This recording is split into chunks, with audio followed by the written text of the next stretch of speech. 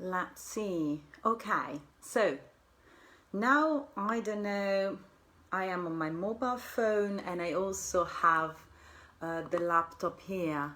Ah, ok. Attiva le notifiche per I video in diretta. Yes, activate them. I activate everything. So let's try this. It's really weird, by the way, because I was listening on my laptop. I was trying to see how the video was going, but I could hear everything, so I don't know what happened with everybody else. Yes, Julia, I can see you sent me a WhatsApp, but unfortunately, if I use my mobile phone to show it to shoot this video, to register, actually, to record this video, I am not able to have a check on my WhatsApp. So yes, try to write in the comments, and I should be able to see them. Yes, I'm also opening up on. Okay, yes, whoa, thank you guys, amazing. I'm super impressed. Yes, I can see, yes, the comments of Julia. Thank you. Yes, yes, can you guess? I'm an English teacher, an English coach. I'm not really an IT expert, even though I'm trying my best. So anyways, thank you for your patience and thank you for being here. Today, I wanted to give a free English class, and yes, I just dropped few ideas in the lovely community of English tips, and one was about vocabulary. So working on our Christmas vocabulary because of, yes, the time of the year we are into. Or I thought maybe it could be interesting to see some grammar. So I thought, I don't know, modal verbs. Normally a lot of English speaking people have troubles with modal verbs. So I was like, okay, maybe the verb can, could, be able to, could be interesting. And then the other option was English coaching, so some tips on how to add some English in your daily routine. And yes, unfortunately, all options got the same amount of votes, and therefore I decided to create a pot-pourry class, so a class that mixes together everything. Of course, connected to this video, I will put in the comments a link to the blog post. Be aware that it's a bit slightly longer compared to other free English class I gave, because of course there is a lot to say when it comes to 3 different topics. So in any case, if at any time you get any question at all relating to these topics, please feel free just to ask me, either under this video, you can write me an email. Just, yes, feel free to find whatever means, whatever tool is more comfortable for you to communicate with me. Okay, so first of all, let's start with the routine and the English coaching. So how can you add some English into your daily routine in a way that is possibly not that it doesn't involve too much of an effort? We all know that if it becomes an effort to do something, then it will be a bit difficult to keep in the long run. Yes, we all do lots of things in our daily lives, in our weekly life, so it's important to find a relaxing and entertaining way to learn English, otherwise it will not last. So, of course, I do not know your routine. All of us have a very different routine. It depends how your life is. My life is a bit I don't want to say unconventional because it makes me look like a special person. Yeah, I'm normal, but as a consultant, however, I do not have a regular routine. Sometimes I teach English from 7 to 8 in the morning. I have some students that prefer to learn English before going to work. Sometimes I have evening classes until 8:30, because of course other people prefer learning at night when they are free from work. Other students are learning English as part of their professional development in their companies. So I really don't have a typical daily routine. So what worked for me when it came to learning new languages was trying to find, I work on a weekly schedule. So either on Sunday night or on Monday morning, it depends, I have a check on my agenda. I check all the things that I have to do for work, like really things that need to be done. And then whenever I can find some free slots, I add some learning or some sport. Those are my leisure activities. Those are the things I really like to do in my free time, and those are the things that really make me feel good when I do them. So so when it comes to languages, I want to give you two important tips that were important for me, at least, when learning new languages. For me, of course, it's not about English, it's about other language, but you can apply it to whatever. So the first tip, and again, please write me if you need some suggestion. For me, it has been really important to find the right book for me to learn, to study a language, okay? Because I noticed, for example, I don't know, during the last lockdown, the one in March, I decided to start learning Russian as a challenge, okay? And Russian itself, yes, it's challenging. It really needs a lot of time and effort, and yes. So what I did, I'm looking that direction because I have the bookshelf in that direction. I bought a book I thought it could be useful from the bookshop, and I started going through one unit at a time. But this book was somehow, it was really boring for me. It was way too boring, and I kind of got discouraged halfway through. And then I spoke with a person, a friend of mine, who speaks wonderful Russian. She's a tourist guide. And she gave me the book she used to study on when she was a beginner like me. And this book is fabulous. And I really started with new and renovated enthusiasm for learning Russian. So yes, first piece of suggestion for you, please find a book that is good for you, that you have fun with. Not necessarily the book that looks best, but just the book that looks the best for you specifically. It needs to be entertaining for you. It needs to give you the idea that you're moving forward. Okay.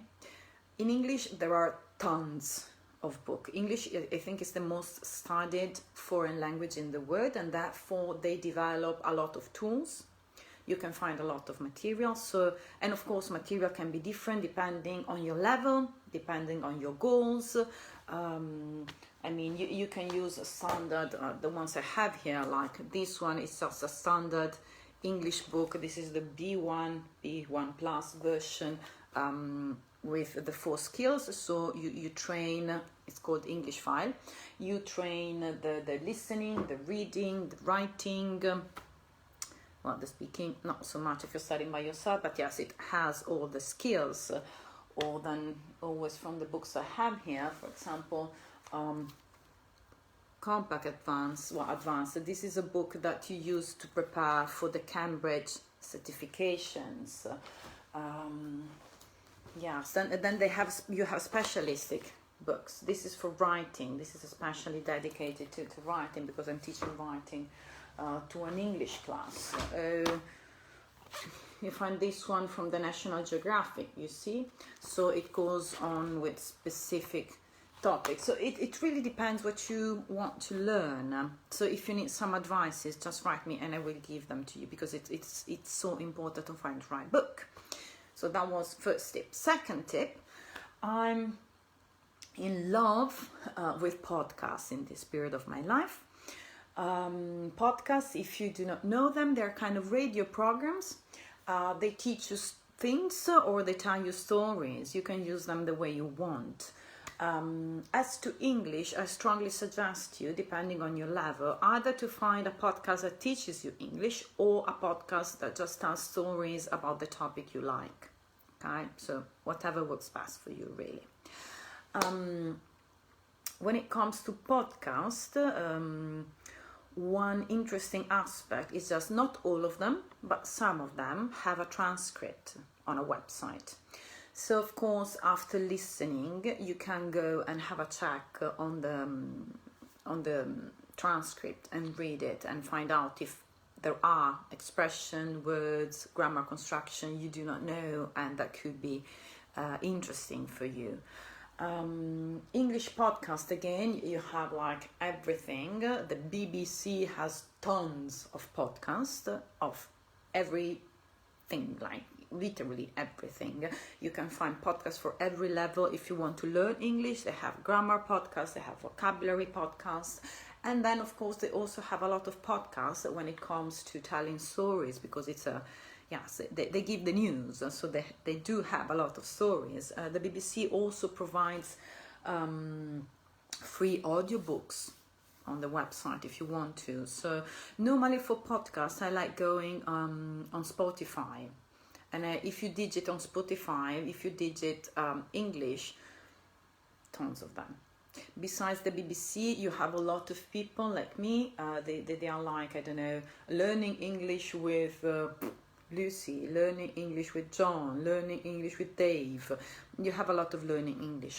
One really, really, really nice podcast I suggest if you are learning is called English with Luke.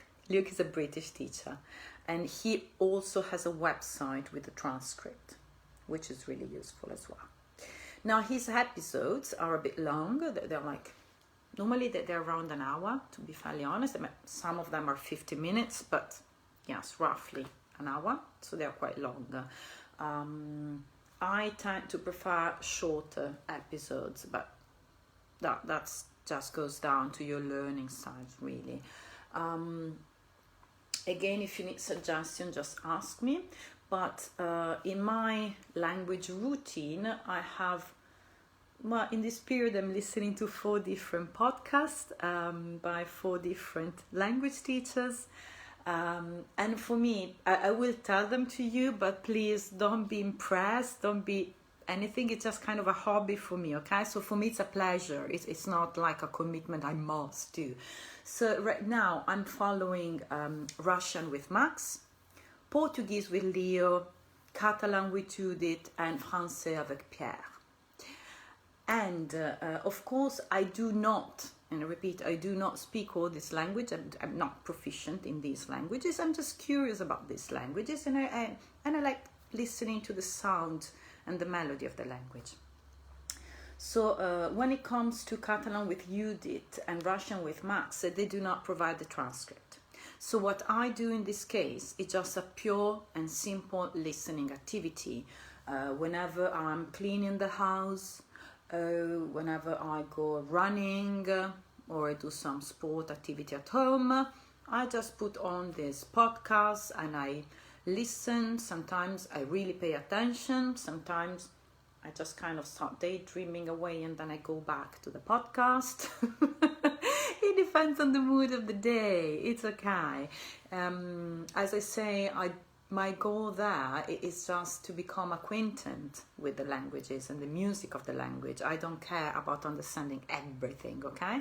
So, but when it comes to Portuguese with Leo and Français avec Pierre, they have a website and they provide the transcript. So normally I only listen to one episode, just one. And then when I finish doing whatever I was doing, I just switch on my laptop and I have a check of the transcript to check for new words, expressions, tenses, grammar elements. And then I have of course, a notebook, yes, with the Portuguese expression and the French expression. And then since these are just leisure activities for me, I don't really have a rule. Sometimes I do Portuguese, sometimes I do French, sometimes I do everything, sometimes I don't listen, sometimes I just read all the new vocabulary and expressions. Just something I really, really like to do.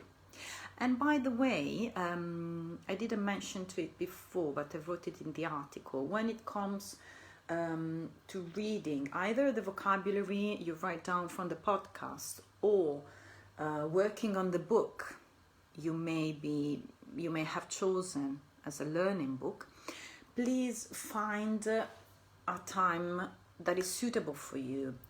Neuroscience, I really love reading articles about neuroscience, but anyway, researchers have demonstrated that if you create a setting and a framework for you to learn, that it's always the same, it really helps your brain activating in a more effective way.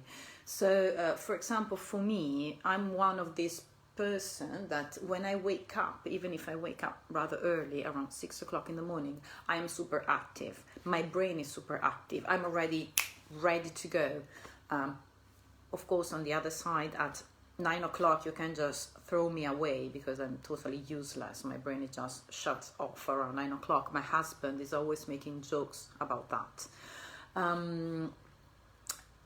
So what I like to do in the morning is reading while drinking my coffee. And yes, in this period, what I'm doing in the morning is like either I read Portuguese or French or whatever, the words I wrote down, or I do Russian.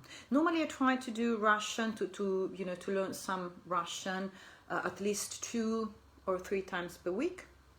And the rest of the time I dedicated it to other languages, just because Russian really needs an effort for me, while the other language pretty much I can understand them, so it's more kind of an easygoing learning.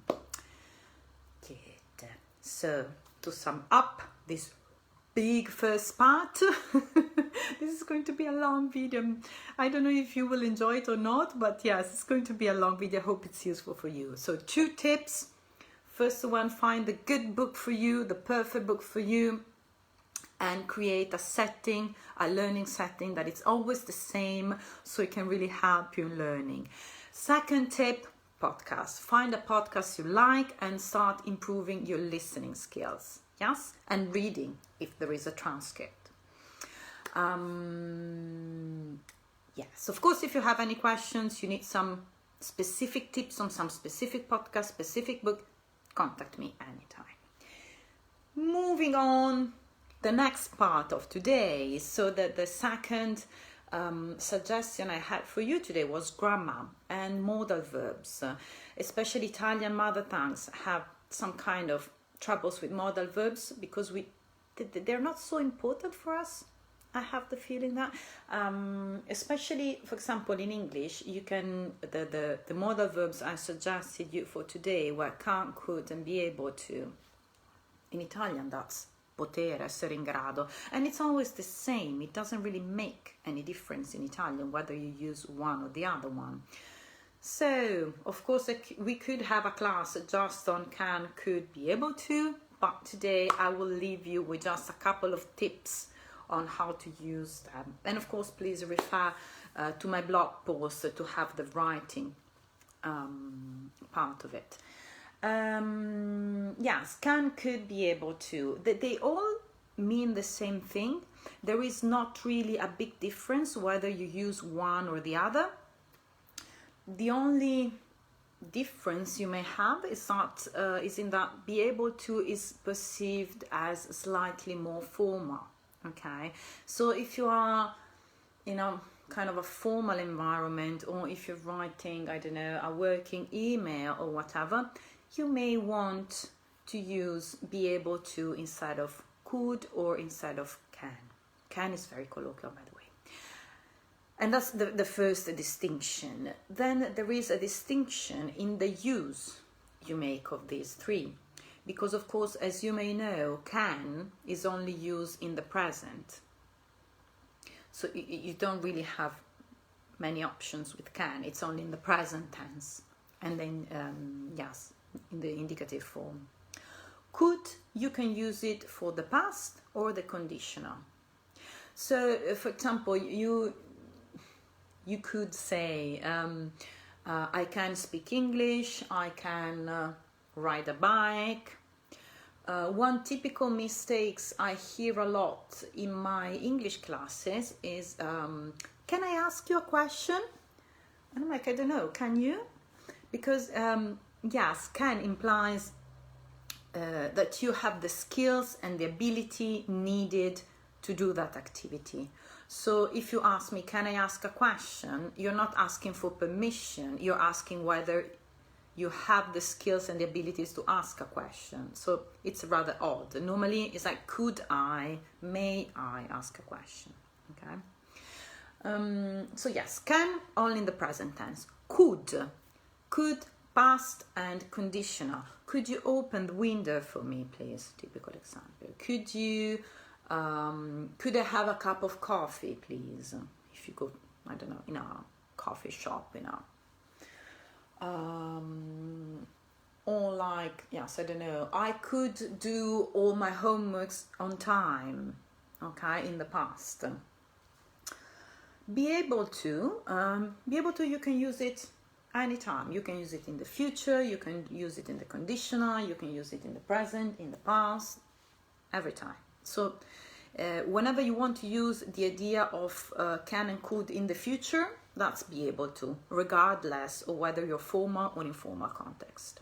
It's always will be able to. So yes, I will be able to go to London next week. I wish, of course, the pandemic doesn't happen. I was able to fix the computer, I don't know, in the past. I would be able to go to London if the pandemic didn't happen. Okay, so you can use be able with everything. And yes, there are more examples in the blog post. So, sorry, I need to change the position. Could, can, be able to, can at the present, could, past, conditional, be able to, everywhere, even though it's slightly more formal than the other two. Yes, and they all mean the same thing. So no worries, it won't be a big mistake if you use one instead of the other one. Then, last but I feel like we have been rushing through the things.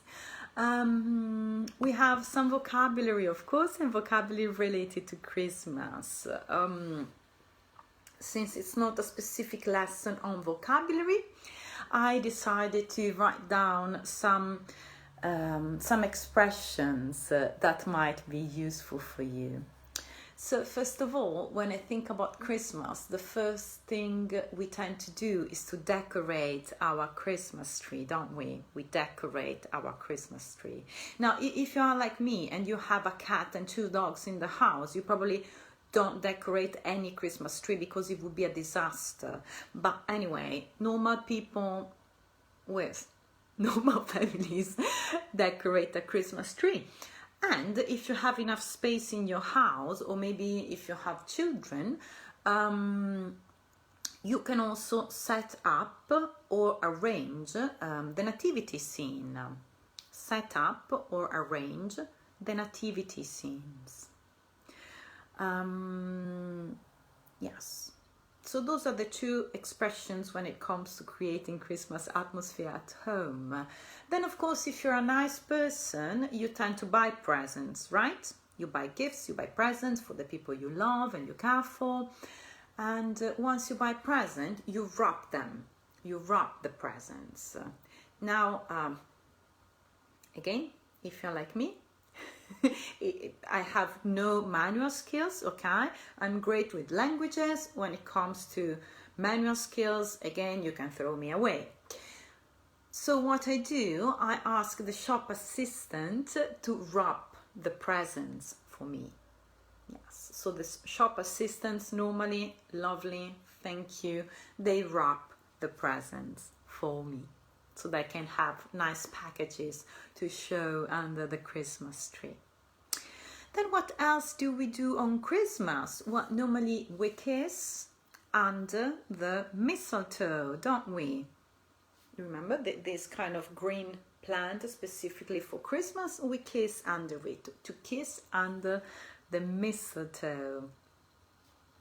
And then for those of you who are lucky, who live on the mountain, who have snow around, they can go and ride a sleigh.